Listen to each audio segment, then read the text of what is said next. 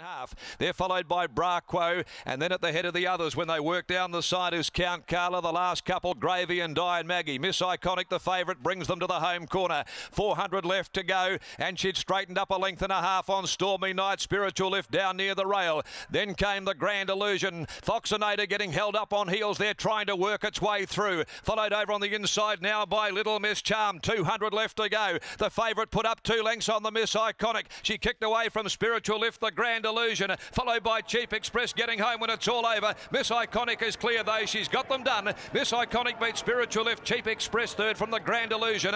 Over on the inside then was Little Miss Charm. Gravy made some ground. So did Iron Maggie. Nuff said. Count Carla, Long Gone, Foxinator didn't get the best of runs in the straight. Followed then by Lightning Fashion, Pierian and Braquo. And dropping out to finish last is Stormy Night. 11, Miss Iconic. Ridden by Peter Nucky there. She was able to quickly burn them off, had too much gate speed for them. Rolling to the top. She's beaten one of the real roughies in Spiritual Lift, who's run a terrific race at odds. And Cheap Express was down on the inside with the Grand Illusion close up in 4th placing. 5th will be Little Miss Charm. But once she was able to head them off, Miss Iconic, Nucky was always going to be able to control the tempo of the race to pretty much please himself. She's come on second up, fitter going into that run, back on top of the ground off rain affected going at a first run back, and she salutes today for the first time in 6 starts after 3 minor placings. She's an Oconee mare, the stock of flying. She's out of a line mare in Waddle for Ray Meadowcroft, the Lumper Racing Syndicate. Anthony van der Wielen, RL, BJ Meadowcroft and D Sweetman, trained by Simon Miller at Aquanita and ridden by Peter Nucky. She tumbled on into $1.80 and 140 on the tote. Spiritual Lift, 15, a passenger mare from Blessedly for Reese Radford, ridden by Craig Staples. $21.20, massive value the place. And a good push too this morning by Scotty Embry. Thought it was a real roughies hope at the big place, $21.20. Hope you followed that.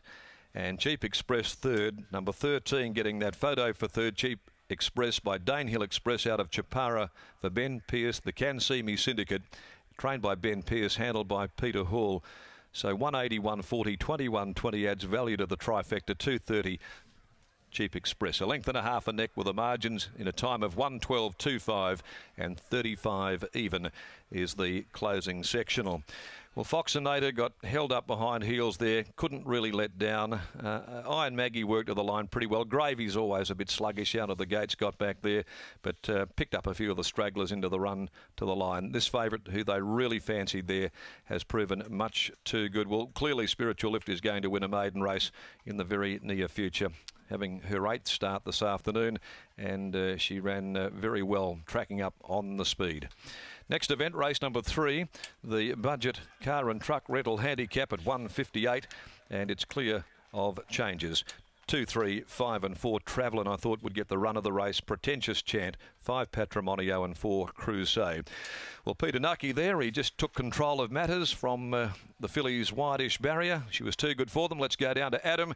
He's down in the winners' enclosure after the second event on the card. Carl, we mentioned in the preview with you there that we thought she'd be able to find the front comfortably, and that's exactly how it played out. Yeah, she did, Adam.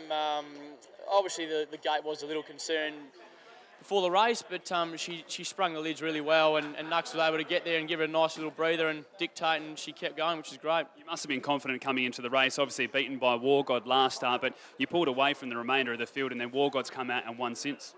Yeah, the form out of that race was really good, and as you say, they beat the rest by a fair margin, so her work had been right up to the mark since, and it's great to get a result for the boys, and cheerio to the bossies down south looking at spellers and babies, so he'll be pretty excited with this as well. She's a little bit different from what we're normally seeing in your stable, isn't she? Obviously a 5-year-old now, only having this being her 6th career start. We normally see as well that most of your gallopers win in their first few races, so you've had to be patient with her. Yeah, she just took a little bit of time. She wasn't totally sound as a baby, so we just took our time with her, and she had a few niggles, but touch wood, she can stay sound now and hopefully string a few together. What about coming up in the last, you've got American Star obviously stepping up to a 66 plus, but with that light weight and again been racing really well, you have to give yourself a chance. Yeah, he's a really good chance. He was in the wrong part of the track the other day and still hit the line really well, so with a bit of luck in running, hopefully make it a double. Oh, congratulations. Thanks, Adam. Great winning jockey now, Peter Nucky, and Peter, speaking about her going into the race, you're always going to be able to cross and lead that field, and then it was just about trying to get her relaxed, I guess. Oh, that's right. That's how they're trained. They're trained from trials, use the gate speed, and we use that to our advantage. We got across, done a little bit of work, but then we got a good breather for about 500 metres. Then when I asked for the effort, there was a fair bit in the tank to keep going along.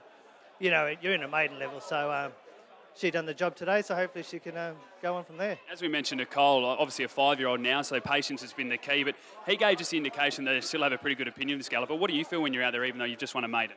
Yeah, when she was a 3-year-old, she trialled really, really impressively one day, and that's what we're all going on from back of that day. But since then, she's injured herself, so she's coming back from that, and today in the last day, she's showing some confidence, so if she can keep growing on that, I think when they go to Ascot, it's going to be better for her because that's where they're training. They seem to relish that track better. Max, well done, mate. Congratulations. Thanks, Adam.